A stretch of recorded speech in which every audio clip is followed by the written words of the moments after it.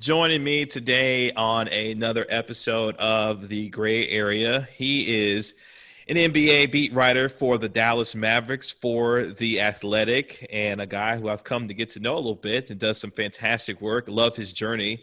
His name is Tim Cato. Tim, how are you, man? What's up, man? How are you? How's your quarantine? It's been good. I've discovered some new things about myself in terms of some of this sports media space that I've kind of dove into a little bit more. So quarantine has been good. Just trying to stay safe. How about you? I've discovered what my hair does if I don't cut it for goodness, what is it? 9 months? Yeah. Something like that. So I'm embracing it. It's coming along well. But no, I'm good. I'm good. I've been as well as one can be in the year 2020. Things are good on my end. Yeah. I think our mental and emotional capacities have been tested quite a bit in 2020, not just with what's currently going on in terms of the election being the latest thing, but just in general trying to navigate this space and how sports has looked throughout it as something that we kind of dive into. And for you, particularly the Dallas Mavericks, and they've had a very, very interesting offseason. Obviously, Kristaps Porzingis having meniscus surgery on his right knee, Steven Silas moving on to the Houston Rockets to become their head coach. As you've kind of assessed the offseason so far for the Mavericks, what have you thought about what could potentially be happening for them going forward as this season could be potentially starting here at the end of December? Yeah, I mean, in some ways, I'm almost glad that they've had news. I mean, I don't think that I think the net benefit to the team that Porzingis has surgery and Silas, leaves the coaching staff is not great. But just in the sense that I wasn't sure, as a beat writer, I would have anything to write about that wasn't just forecasting, predicting, just trying to figure out what I can create in the meantime. So it's been good, purely in a news sense that we have had a couple things to talk about. For those two events specifically, I was actually just on Steven Silas's press conference, opening press conference in Houston.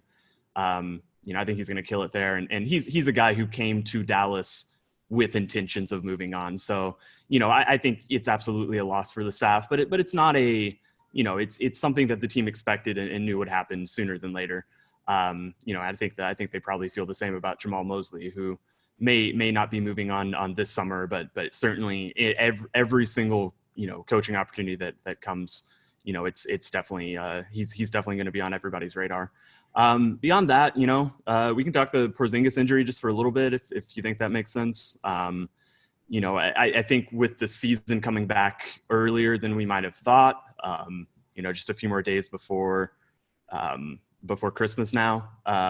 It does almost certainly mean that he's going to miss some time. He's not going to be available. But, in the big picture, I'm okay with, I think that the surgery was not, worrisome beyond the fact that it just was a surgery and it's something that Porzingis keeps running into. But, in terms of him recovering from this, we know what a meniscus is and we know how athletes who suffer tears and whatnot to the meniscus, we know how they recover. So, I don't have too many concerns about that surgery itself. And honestly, it was announced a month ago now, but we knew it was a possibility ever since it was announced in the postseason that's what he had suffered. And I think it's a good sign that he suffered it in game one, but it wasn't so severe that he couldn't play a couple more games until the pain really ruled him out.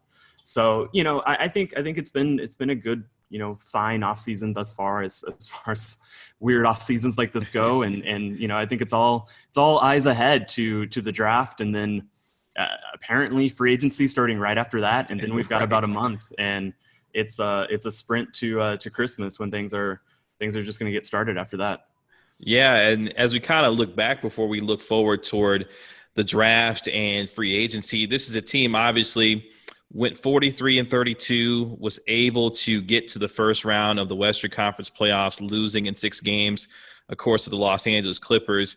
Luka Doncic, for the rest of the world, we know what kind of player he has become here as we have watched him grow and mature. But for the rest of the world, seeing the kind of player that he has become, Were you even surprised at some of the performances, given how good he was in that series, even though we've seen him on a nightly basis do some of those things? Were you even surprised at how good he was against the Clippers? I mean, nothing he does at this point surprises me. I think that's the rule of thumb that I've kind of adopted when it comes to Luka. That it's just, he is a, everything he does is surprising, and everything he does is not surprising just because you expect to be surprised. You expect him to take step forwards. You expect him to be, better than anybody reasonably should be at the stage of his career, how old he is, and just how the progress that he's made thus far. So, he's it's incredible what type of player he is and what he's been able to do, and just this rise that he's on. I wouldn't put any, there's nothing that I would say Luka Doncic cannot do at this point, not on a basketball court, but also maybe just in general. Like, he's at home, his sink breaks. I could see him just, swinging under the sink and being like, okay, well, the M valve needs to go to the this pipe converter, and okay, well, I got it fixed. And his girlfriend's just like, how did you do that? But, I swear it's just like anything and everything that he sets out to do, he's successful at. And I think it's a really cool thing that we're going to be able to witness that in Dallas for, quite a bit of the foreseeable future. At 21 years of age, first team All NBA with the likes, of course, LeBron James and others, capping off a spectacular year for him. And as you look to the Mavs themselves, has his growth and his play sped up the timeline maybe of their ability to want to compete and look to say, well, wait a minute, we've got Luka, KP, is there an opportunity for us to get out there and maybe speed this thing up in terms of a championship window?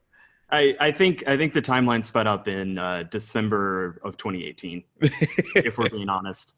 It was the next month where they traded away all four starters, got Porzingis, and that I think was the signal, the clear indicator that they're going to win now, that they want to win now, that it's time, that Luka is on such a trajectory and pace that he's ready for it. And, even before he took yet another step this season, he was, he even going into the year, it's not like, it's not like we had small expectations for him. We knew that he was going to be, the best player on the team, and he was even better than that. I don't know if you can be better than best, but, somehow he was able to. So, but yeah, no, I think there's no question that from where the team could have been, thought they might be, going all the way back to let's say April 2018, when that season ends, when Dirk retires, and we're potentially looking at a future of Dennis Smith Jr. and some like Wendell Carter Jr. And within a month, it changes a little bit that they were able to get Luka.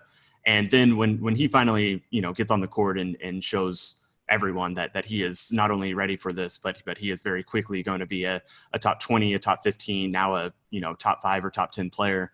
I think that they realized that the time for patience was not here. I think there is still an amount of patience that is required, that's necessary as they kind of build in to this long window that they will have open. A window with two young superstars who they believe can be the two best players on a championship team. It's not a time to rush it and say they have to win next year or the year after, but it is absolutely, they are building a championship team, and they will get there as soon as they can. If it's next year, that's what they're aiming to do. Don't mortgage, the future, but absolutely, they want to compete next year, and there's no reason that they shouldn't feel that way. This team became the best team in terms of offensive efficiency, and historically the best in NBA history in terms of offensive efficiency this past year, and one that was marveled at by a lot of the NBA with respect to their ability to score and how they did it. For Rick Carlisle, is this a formula as he continues to look at this team and the parts that are still there, even though Tim Hardaway could be moving on at some point if he decides to, whatever the case may be? Is this a team that could still maintain that kind of offensive efficiency given how good they were, historically good they were last year? Oh, for sure. For sure. I mean, I think that most of what caused them to be as successful as they were was Luka and was Kristaps. That duo combined together This is not meant to diminish the role players. Certainly, you have to have the right pieces around them, but those pieces that you need around Luka and you need around Kristaps are in much higher supply than a generational 6'8" point guard and a 7'3" center who shoots more threes than anyone we've ever seen at that height. And those pieces, you can't. They're not replicable. They don't exist anywhere else in the NBA except for LeBron in case of Luka. That and maybe James Harden. Tall playmakers who are offenses all to themselves. So those are the two pieces you need. And as long as you have those two guys, and they will, those are the two untouchables. You have the pieces to have, a offense that probably keeps getting better. I think that they have a good chance to re-break the record. I wrote a big feature about this right between the end of the bubble and the start of the playoffs. And I wrote about how I do think that you just kind of look at everything that in some ways went wrong. Porzingis struggled a lot of the start of the year, even though he was providing as much as he was with spacing and just with this passive effect on the court. He still struggled. He wasn't shooting as well as you would expect. Luka certainly had injuries. Seth Curry took a while to get going. Tim Hardaway was someone who looked like the worst version of himself for about 13 games coming off the bench. And then looked like the best version of himself once he finally got into the rotation. But there's a lot of things that could have gone better for the team last year. Notwithstanding just the fact that this was their first time playing together, the first time Luka and Porzingis were playing together. So it's very easy to imagine a team that is even better, even more efficient next season. That has an even more powerful offense. And I think that should be the expectation. That they should not be content with. I believe their offensive rating was 115.9. And in the story I wrote, I talked to Rick for it. And Rick was like, he wasn't saying his team was going to do it, but he was saying that, within 5 to 10 years, he sees people hitting 120. That's just where the NBA is headed. And I think the Mavericks would be upset if it wasn't them. They want to be the team that re-breaks the record next year and that keeps pushing the boundaries of what offenses can be. And with the team that they have, I see no reason why they shouldn't think that they can do that. We've talked about a lot with what this team has. A lot has been talked about so far in this offseason about what the team doesn't necessarily have. And some of that showed up a little bit in the playoffs in terms of some of that quote unquote toughness or an enforcer, if you will. Is there a mentality that may be missing that can be found in a particular player that the Mavs need to add to give them the opportunity to get even further, even beyond what they have done so far? Yeah, enforcer and physicality, those are both real things and things that kind of get turned into cliches where, certain people will get assigned that role and others don't. I do think that this is a, scrappy bunch who will get in people's faces and, if they need to and things like that. I don't think that's, something this team necessarily lacks or necessarily is like the missing piece for them to get to the next level. That said, I think enforcer and physicality, in some cases is really just defenders. I think those two terms really get wrapped up in the idea that you just play good defense. And I think clearly that is what the Mavericks need. They have a couple, they probably have the two biggest things that they need to look to improve, is their late game offense. But even bigger than that is their defense where, I think they were 18th last year. And that clearly needs to be better. Championship teams are usually top 10 in both offense and defense. So that's where they should be aiming. And yeah, they definitely need, if physicality and if, enforcer, I think that's tied up in getting a really, defensive stopper, a really shut down wing defender, who can address things like that and make sure that it's not, Tim Hardaway Jr. or even Seth Curry guarding Paul George in the playoffs or guarding Kawhi Leonard in the playoffs where, a lot of those defensive flaws did come to light. So, I think that's where the team's at. I think that has to be the number one goal of this offseason. I think there's a wide range of moves that they could make that makes some sense in a lot of ways, but that's where I'm looking and focusing on where they can immediately get better. It's interesting watching this team grow and mature the way that they did throughout this past season and looking forward to this upcoming season. I think a lot of the times we see players take on the mentality or the emotions of their coach. I think in some ways, and I wonder if you feel the same way, in a lot of ways, I feel like Rick Carlisle is somewhat taking on some of the personality, a little bit of some of his own players, and changing and evolving himself as a coach. Have you seen that from him as you've watched him and seen him coach? Him continue to evolve as the game has not only changed, but also the kinds of players that he's coaching, especially a young star like a Luka Doncic. I think that's a really, really astute point. I absolutely feel like Rick is, don't tell him I said this, but he's a little softer these days. He's willing to let a few more things happen. And, I think that he's had I think that the one reputation that people will associate with Rick is how, he's really hard on point guards. I think that, in some ways that's I think that reputation built in some ways unfairly and inconsistently. But I think there's also some truth in that he asked a lot out of point guards, that he really, to trust them fully with running his offense and running his team, he has to trust that person inherently. And for, I think, a lot of his career, that did involve, just really smart, low turnover point guards, people like Jason Kidd.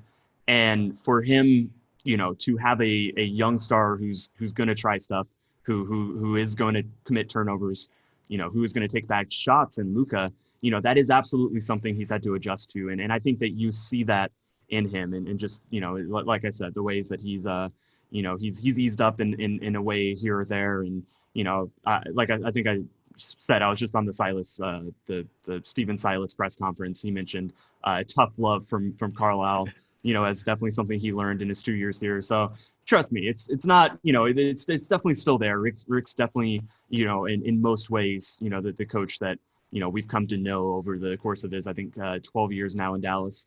But yes, I think that's a really smart observation, and it's definitely something we've seen from him, that he does give players more freedom and is trying to, not be as hard on them and just, support them and just, empower them on this team. And that's kind of a hand he's been dealt with, and one he's had to embrace, but also one I think he has, willingly chosen to embrace as he's seen just how good Luka is, and how this relatively young team is already poised to be, like I said, maybe contenders as soon as next year. Yeah, when you're watching your 21-year-old hit buzzer beaters against the Clippers in the playoffs, I guess you can't do nothing but smile a little bit, because you got your future looking out there in front of you, and you're just seeing Right. what's happening with him. So as we spin this forward now, obviously coming off, I would think, a successful season relative to some of the expectations that the Mavs had going into this past season. Now, an accelerated timeline for the NBA potentially starting on December 22nd.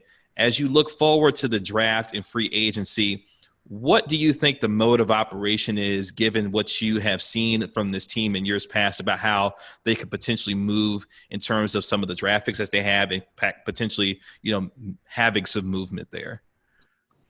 It's always been a front office that is open and aggressive about moving picks. They don't view them, purely as draft picks, but assets. And an asset is being able to obtain a young player.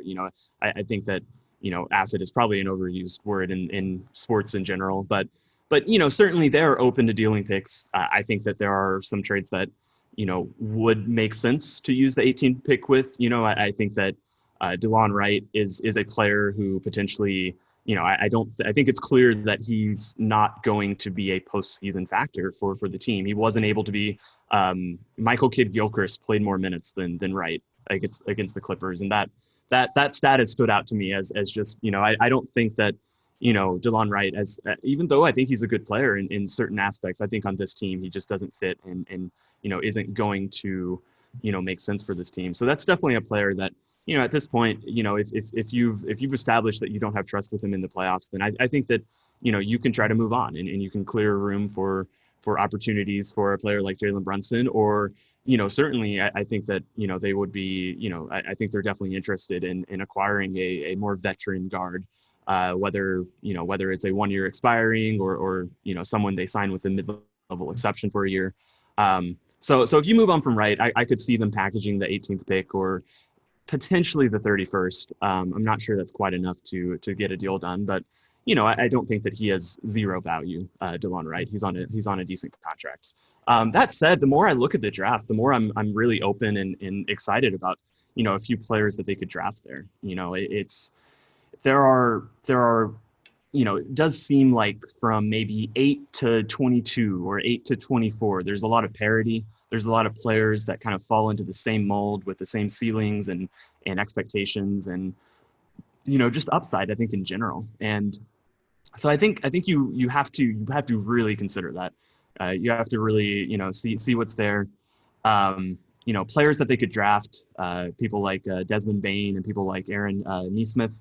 Nesmith. That's the first time I'm saying that one out loud. Yeah. So whichever pronunciation it is, apologies to Aaron, who will definitely listen to this. So I view those players as not so much like lockdown 3-and-D wings, not lockdown defenders, but players who could be a little more solid defensively and then fill the Tim Hardaway Jr. role. And it doesn't have to be this season. It probably won't. I expect Hardaway to opt in. So I think that, it will be a year before, you really have to worry about that type of stuff. And even a year after that, it doesn't have to be a complete like-for-like replacement. You're not necessarily needing either of those players to average 15 points a game. But if they can be a little more solid defensively and if they can, end up shooting 6, 7, 8 threes a game and hit 40% of them, that is a role that I think can be filled. And as much as I like Hardaway Jr., what he did this season specifically, I do think it is a relatively replaceable role just because so much of what Hardaway did was generated due to Luka. He is sure. A passive player rather than an active player. There's a term I used in a story the other day that I'm blanking on. But yeah, it's not there's not something specific to the skill set that as alarms go all the way off around me. Wow. Downtown is popping. Tim Hardaway wasn't feeling your take on him. That's all. Yeah, clearly. Either too hot or just totally wrong. So definitely that's true. I think that you need to look to find, volume shooters. And I think that there are a few players in that range who I like there. Even someone like a Josh Green is interesting to me. I think he has a higher defensive ceiling, lower ceiling as an offensive player. But there's definitely players I like there. So there's a lot of ways they could go. I'm not, I could see them trading for a third star that has 1 year left on his deal, someone like Victor Oladipo, or if he's available, Gordon Hayward, or I don't think they can get Drew Holiday, but if that's an option, certainly I know they're going to look into it. That's one route. They could go a not a splashy route where they just draft a player, they get a veteran, and they just kind of fill out a roster and say, hey, we won, we were 7th in the West and we took the Clippers to 6 games and we have young players who are going to get better. I think that's a possible path forwards. Or maybe they say we can get someone even if it does commit money to 2021. So there's a lot of ways that I could see them going, and I think all of them have some merit, and that's the beauty of this team is that they're an amazing place to build. Yeah. There's almost no player that won't fit next to Luka and KP. They just got to figure out which one fits best. No, I agree. I think a name for me that I personally have enjoyed watching throughout the years, Drew Holiday. I think he would be a guy that could take some ball pressure in terms of handling the basketball off of Luka, give them a quintessential point guard that can kind of run the show a little bit of toughness at the point guard position too, but he may come at a little bit more of an expensive price as you were mentioning. And it's funny because you kind of got me to something that a lot of folks who love to talk about team building and roster building and free agency, not just with this upcoming season, but also looking toward the future. I think you know where I'm going with this. The whole Giannis thing. Is that real to you, or is that just, that's, pie in the sky? There's certain connections there with obviously him and the front office who have known him quite well. Are those things real, or are those things just like, come on, guys, come on, you might want to let that go? I mean, it's the Mavericks' interest in Giannis is absolutely real. As sure. I think 29 teams around the league, their interest in Giannis is real. There are possibilities to be actual contenders to sign him next summer. If you were to choose to go that route, to go to free agency, I believe that's real. I don't think that they're necessarily the favorite. I don't think that there are favorites right now. They would be one of 3 or 4 really good options. What I think is least real is just the idea that Giannis will be leaving. And I think, absolutely every time Giannis has been asked about this, he has talked about how much he loves Milwaukee, about his preferred desire to stay there, about how he wants to, do it the right way. That's I don't love that term, because I think player movement is in a culture where rings matter no matter what, and if you don't have a ring, then you're going to get clowned for the rest of your career. I think we're at fault for the reason players move more than anything. But every time Giannis talks about this, he definitely expresses a desire that he would rather do it in Milwaukee than anywhere else. And so, I'm not saying it's I think it's more likely that he would resign, and he would resign for a lot of money, right? $220 to $250 million if he ends up taking the Supermax extension from Milwaukee. And it still leaves him opportunities, possibilities to ask for a trade down the road, if things continue to go badly. But I don't know if one more season is going to be, even if it's a really disappointing season, I don't know if one more season is going to get him to the point where he's ready to move on from Milwaukee, from everything I hear from him. But I don't know. I mean, I'm a guy in a downtown apartment in Dallas. And he's a Greek superstar up in Milwaukee or wherever the hell superstars go during the offseason. I know, right? Maybe in Mexico somewhere. Yeah. So I don't know. I don't have a good read on it. My impression is that he is not. It would take a lot for him to actually reach the point where he wants to leave next summer. And I think that's the biggest block that's standing between the Mavericks and actually pursuing Giannis. Yeah, it's been a large topic of conversation around these parts, just given how the Mavs and the connections, as have with Giannis and what those things look like. But I'm just like, come on, guys, let's pump the brakes a little bit. Let's just see how this thing. I'm the guy who wrote the story, 2 weeks ago about how I don't want them to sign him. So yes, that's right. Honestly, it's interesting because if you have Luka, Giannis, 2 very ball-dominant individuals, and honestly, if it was to be a trade scenario, I'm sure Porzingis probably, at least in my estimation, would be a part of a deal. Maybe, I don't know, but regardless, Luka and Giannis, 2 ball-dominant alpha males. I just don't know how that, who would be who's going to be the LeBron, who's going to be the Dwayne that says, hey, all right, this is my team. All right, I'm going to defer and I'm going to be the number 2. I just don't see which one of those 2 would do that. See, I think it would work great. So basically I would view Giannis in this system. Hear me out. This is going to sound crazy. I would view him like Dwight Powell, where he is the screen setter.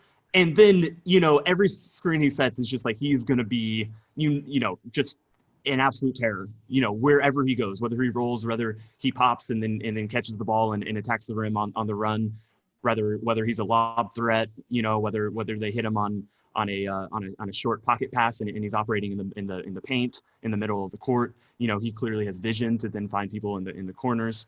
I would hope that, I don't think that I don't think they would trade for him. It doesn't seem like a trade is happening unless he were to demand one right before the trade deadline. Maybe down the road. But I, as of right now, imagining Porzingis in that role as well. Maybe the better analogy is just LeBron and Anthony Davis. I think Luka and Giannis could operate like that. Sure, there'd be some growing pains, as every team has, but. I think it would be the basketball would be too good. It would be too easy. So that was my, for people who just heard me say, you don't want Giannis? You're an NBA writer who doesn't want Giannis on the Mavs? You're a Mavericks writer? The argument was more about, just the inevitability and how, I enjoy the parity in the league right now and the stuff like that. So I think the basketball court, the basketball fit between those 2 would be just scary. Just spooky. just like spooky how good they would be. So, Yeah. but yeah.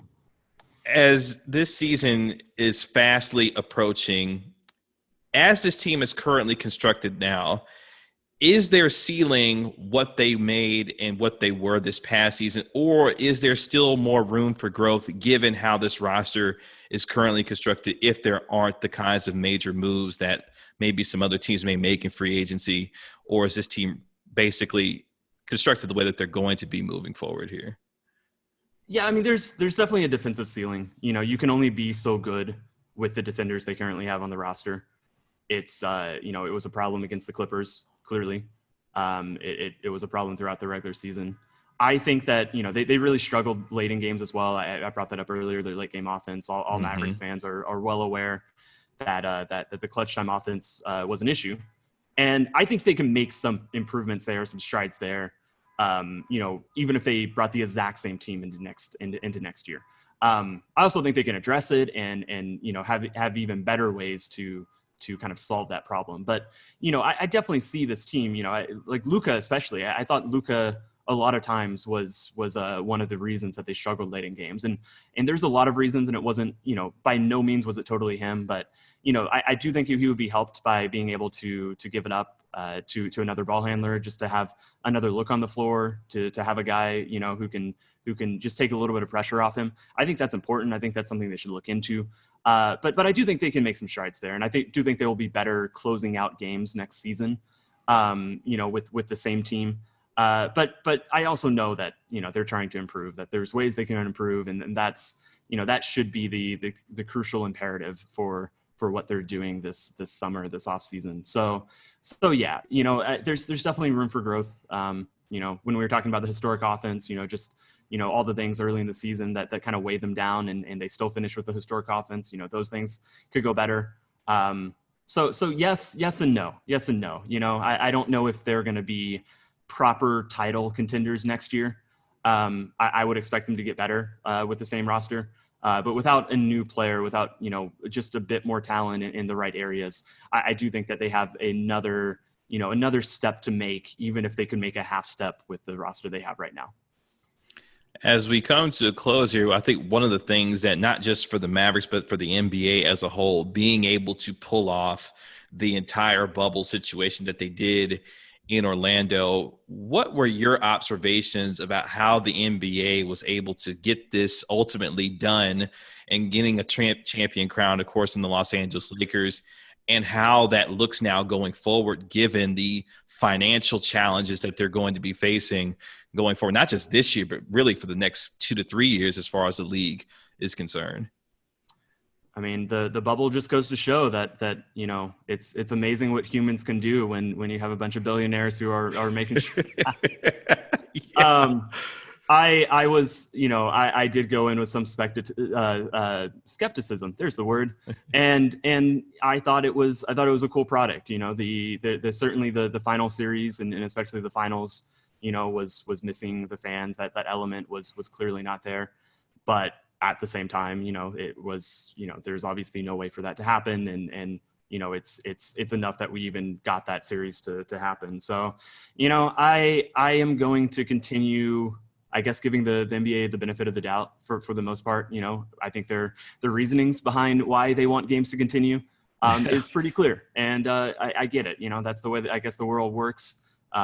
So, you know, I think that, you know, all that aside, you know, it just them continuing to do it as, you know, continue play as safely as possible. You know, I know the bubble is not going to be involved in the regular season as it probably starts, you know, a little bit before Christmas, but, you know, certainly it's possible that returns for the postseason again. You know, I think that would be interesting. But yeah, no, I mean, it's just we're all going through this together. It's a weird world. We're all trying to adapt and adjust to you know, the new normal, to use the worst cliche of all time. And you know, I get it. You know, it's there's no winners here. Nobody is you know, congrats to the Lakers, but you know, in the big picture, there's no winners here. We're all in a tough situation and making the most of it. Yeah. What's next for Tim Cato? Obviously, the NBA season just ended, but hey, it's about to start again. So, what's been next for you, and how you've been able to have and handle this mini break, if you will, a little bit? Yeah, I was just talking to my bosses. I was like, "Oh man, I got to find a week to squeeze in one more week of vacation because I don't know, we're all mostly staying indoors and staying, as trying to be responsible. Maybe a few patios here and there that I've been to with friends, but just trying to be responsible and then just the every day is slow, but then it's also fast and we've kind of sped through it. I took some vacation right after the season ended. I thought I might in October, but now we're early November, and I'm just like, wow, we're going to be right back to the season. So it's interesting. I'm curious to see what it looks like. It's going to be a season to cover, unlike any before. But just going to have to get creative about how we go about doing our jobs, because I don't think there's going to be a lot of in-person interviews or appearances or media opportunities. And I get it. I think that's an understandable position. So we'll just kind of see what happens. But other than that, just going to be hanging out down here, down in Dallas, growing my hair. So that's the foreseeable plan, at least for me. Yeah, I think 2020 has taught us that most of us have learned how to use Zoom in very effective ways now. It seems like for the foreseeable future that will be the same way. He is a NBA beat writer for the Dallas Mavericks for The Athletic. Tim's story is pretty cool as you continue to get to know and see his work. The guy, he knows his stuff, man, and I'm glad to be associated with this young guy right here, man. Tim Cato of The Athletic. Appreciate the time, sir. Thanks, man. It was fun. Thank you.